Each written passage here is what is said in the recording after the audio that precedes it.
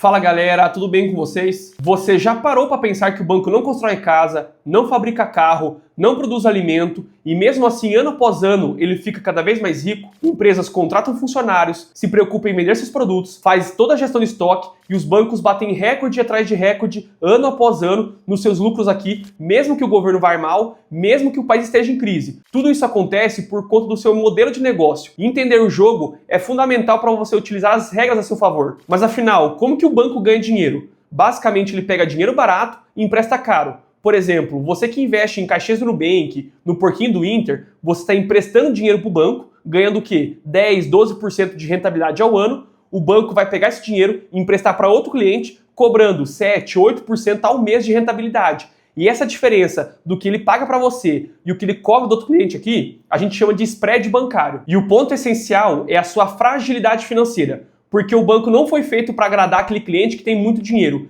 e sim para lucrar em cima daqueles clientes que não têm dinheiro, que não têm boa condição financeira. Mas aí que a gente tem que entender quando que esse jogo vira. É quando você não fica mais dependente do banco. E isso acontece não quando você fica super rico, e sim quando aqui no Brasil você atinge uma marca de 30 mil reais de patrimônio. Porque a partir desse ponto, você atinge uma autossuficiência financeira. Que a partir desse ponto, desse valor que você tem de patrimônio, que você para de depender de dinheiro do banco em questões de emergências, por exemplo. E isso é muito nítido da gente observar quando a gente faz uma comparação. Por exemplo, duas pessoas que ganham 4 mil reais. A primeira não tem dinheiro nenhum. Ela sempre precisa do banco aqui em questão de emergência. Ou seja, quebrou o celular, quebrou o carro, ela precisa pagar uma consulta médica, ela vai pegar dinheiro do banco aqui, vai pagar aquele juro de 7, 8% ao mês aqui pro banco. Então ela começa a alimentar o sistema aqui. Já a segunda pessoa, ela é educada financeiramente, ela já atingiu sua autossuficiência de curto prazo, e em questões de emergências, que nem eu comentei antes, de quebrar carro, quebrar celular, de questão médica, ela consegue resolver tudo à vista sem depender do banco.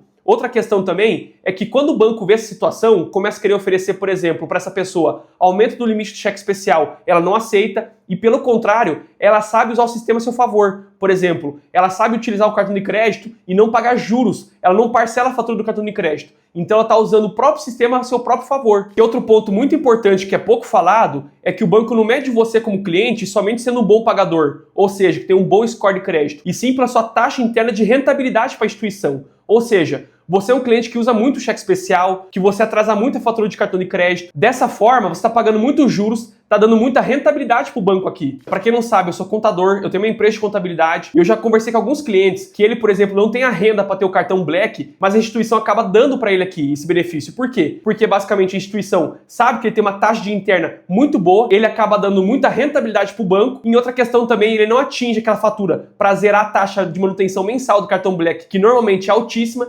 Então o banco ganha duas vezes, deixa o cliente feliz e também aumenta sua rentabilidade nesse cliente aqui. Nesse ponto também que a gente começa a analisar que algumas instituições financeiras começam a desincentivar você a juntar dinheiro, que começam a empurrar em você ativos ruins, por exemplo, poupança premiada, título de capitalização, COI, previdência privada porcaria. Então a gente vê que tem um desincentivo em massa aqui nessa situação. Porque no final você observa que o banco tá nem aí para sua educação financeira, porque quanto menos você sabe, mais você depende dele no seu dia a dia. Mas é aí que a gente chega no ponto chave desse vídeo. Como que você constrói sua autossuficiência financeira? É basicamente você tentar guardar no mínimo 10% de quanto você ganha. Por exemplo, se você ganha 4 mil reais, se você conseguir guardar, por exemplo, 400, 600 reais por mês aqui, você no longo prazo, inclusive se saber investir, vai encurtar esse prazo aqui, vai alcançar esse objetivo de 30 mil reais aqui. E aqui, quando você está na sua construção de autossuficiência de curto prazo, você está no ponto mais chave da sua jornada financeira. Porque basicamente muita gente vai tentar tirar dos trilhos. E se você cair dos trilhos aqui, você vai voltar a ser aquele cliente ideal, aquele cliente ouro que o banco sempre deseja.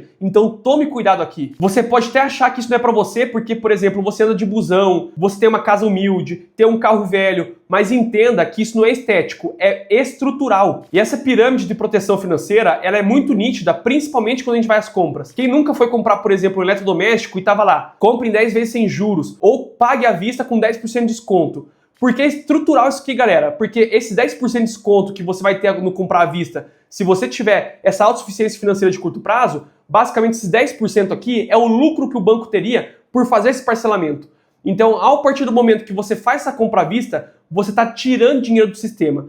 Então pensa aqui, você está tirando, por exemplo, de um eletrodoméstico, mas pensa só, por exemplo, quando você faz isso com IPVA, com IPTU, com todas as compras que você faz no seu dia a dia. Imagine se você faz isso, o seu vizinho, o seu parente, olha como que é estrutural isso aqui. Acaba que o efeito aqui, ele não é só financeiro, mas também é mental. Aquela pessoa que não tem aquela reserva de autossuficiência, ela perde sua capacidade de planejamento, ela vive ansiosa, nervosa, depressiva, ela fica pensando naquele boleto que já venceu, que ela não conseguiu pagar, naqueles boletos que vão vencer, que ela não vai ter condição de pagar, ela se sujeita a empregos que ela odeia, mas ela precisa do dinheiro para viver. Já em contrapartida, se você constrói sua autossuficiência, ou seja, tem seus 30 mil reais, você tem paz de espírito, dorme melhor, você toma decisões melhores, você não se sujeita a qualquer situação, você tem a capacidade de dizer não. Isso é muito importante porque os bancos odeiam que você tenha a opção de escolher, que você não precisa mais dele aqui. Não só isso, com sua autossuficiência financeira, você cria sua própria sorte. Você aproveita as crises no Brasil que geram oportunidades e aproveita essas oportunidades.